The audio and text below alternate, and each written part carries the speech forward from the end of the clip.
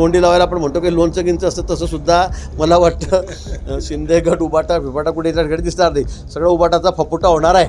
तोंडी लावायला आपण म्हणतो की लोणचं गिंचं असतं, तसं सुद्धा मला वाटतं शिंदे गट उबाटा फिबाटा कुठे त्या ठिकाणी दिसणार नाही. सगळं उबाटाचा फपुटा होणार आहे. ठाकरे गटाचे आमदार जे आहेत रवींद्र वायकर हे शिंदे गटामध्ये प्रवेश करतायत. कन्फर्म आहे का? मला माहीत नाही. करतायत म्हणजे या बाबतीमध्ये मला माहीत नाही वायकर कुठे प्रवेश करतात कोण. पण मी आपल्याला अजूनही सांगेल की आता 2-3 दिवसामध्ये आचारसंहिता लागेल आणि आचारसंहिता लागण्याच्या आधी किंवा नंतरसुद्धा आपल्याला दिसेल की खूप अनेक लोक हे भारतीय जनता पक्ष किंवा शिंदे गटामध्ये असतील किंवा अजितदादांच्या गटामध्ये असतील या ठिकाणी येतील. खूप मोठी नावं या संदर्भामध्ये आता लाईनीमध्ये आहेत. कोणी आलं तरी आपल्याला या संदर्भामध्ये आश्चर्य वाटायला नको. भास्कर जाधवांनी पण खंत व्यक्त केली आज भाषणामध्ये. त्यांनी म्हटलंय की मला 2019 मंत्री करायला हवं होतं आणि ज्यावेळेस पक्ष फुटला त्यावेळेस किमान गटनेता तरी करायला हवं होतं, अशी खंत भास्कर जाधवांनी व्यक्त केली आज भाषणामध्ये. भास्कर जाधव अनेक पक्ष बदलतात, नेहमी पक्ष बदलत असतात. त्यांच्याबद्दल काय बोलावं? ते जेवढ्या जोरात बोलतात तेवढ्या जोरात पक्ष ते बदलत असतात. आता त्यांना सुप्रती झाली की मला त्यावेळेला अन्याय झाला, त्यावेळेला अन्याय झाला. पण मला असं वाटतं की त्यांच्याबद्दल मी काही फार बोलणं काही सैतिक होणार नाही. पण भास्कर जाधव काही असे की कुठे एकनिष्ठ नाही आहेत ना, तेही पक्ष बदलतच राहिलेले माणसं आहेत. उद्धव ठाकरेंनी फडणवीसांवर टीका केली आहे. त्यांनी असं म्हटलं की फडणवीसांना तर लग्नात पण बोलवलं नाही पाहिजे, 35 पुरणपोळ्या खातील, नवरा बायकोमध्ये सुद्धा भांडण लावायला ते कमी करणार नाही, अशी टीका ठाकरेंनी केली. काय बोला उद्धव ठाकरेबद्दल? त्यांचं मला असं वाटतं की फारच आता संतुलन मी म्हणणार नाही, पण नैराश्यातून सगळे बोलत आहेत. म्हणजे आता जर असं जर कोणी माणूस म्हणत असेल देवेंद्रजीबद्दल तर त्याच्याबद्दल काय बोललं पाहिजे? आणि लोक त्यांची राज्यामध्ये काय किंमत करतील? लग्नात बोलू नका, 35 पोळ्या खातील, 50 पोळ्या खातील. आता बोलणं झालं का?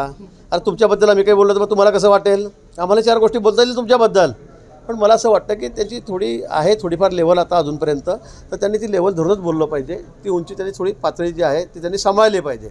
अन्यथा वाटेल तसं काही वडायचं तर लोकही तुम्हाला हसतील, लोक तुमच्याबद्दल वेडंवाकडं बोलतील. उद्धवजी संजय राऊतांनी पण टीका केली. आज म्हटलं की भाजप बरोबर जे 2 कचऱ्याचे डंपर आले त्याच्यामुळे महाराष्ट्र हा भाजपच्या हातातून निसटतोय, म्हणून लोक म्हणतायत की नरेंद्र मोदींनी महाराष्ट्रातून निवडणूक लढवली पाहिजे.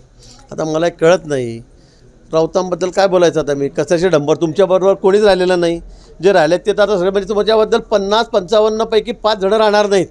आणि तुम्ही तरी पण तुमची मस्ती जात नाही, तुमची रग अजून जात नाही.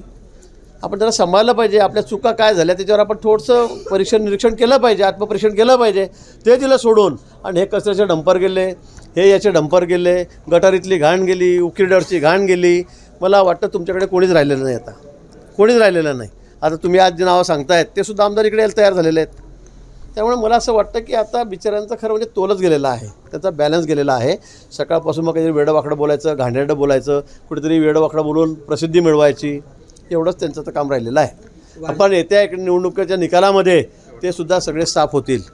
तुम्हाला म्हणजे कुठे ते बघायला दिसणार नाहीत. नावाला सुद्धा तोंडी लावायला आपण म्हणतो की लोणचं गिंचं असतं, तसं सुद्धा मला वाटतं शिंदे गट उबाटा फिबाटा कुठे त्या ठिकाणी दिसणार नाही. सगळं उबाटाचा फपुटा होणार आहे. वारजेला कार्यक्रम सुरू असताना फडणवीस कोपऱ्यात जाऊन बोलले, तर वारजेला कार्यक्रम सुरू असताना व्यासपीठावर फडणवीस कोपऱ्यात जाऊन फोनवर बोलले. तर त्याच्यावरून पण संजय राऊतांनी म्हटलंय की मर्द पाहिजे, मर्दाने समोरून बोललं पाहिजे होतं फोनवर. कोपऱ्यात जाऊन बोलायची काय गरज होती? आता समजा दिल्लीहून एखादा फोन आला तर ते काय लाऊडस्पीकरवरून बोलणार आहेत का नेत्यांशी? यांचं डोकं ठिकाणार आहे का? या राऊतांचं डोकं ठिकाणार आहे का? या माणसाचा खरं इलाज केलाच पाहिजे आता.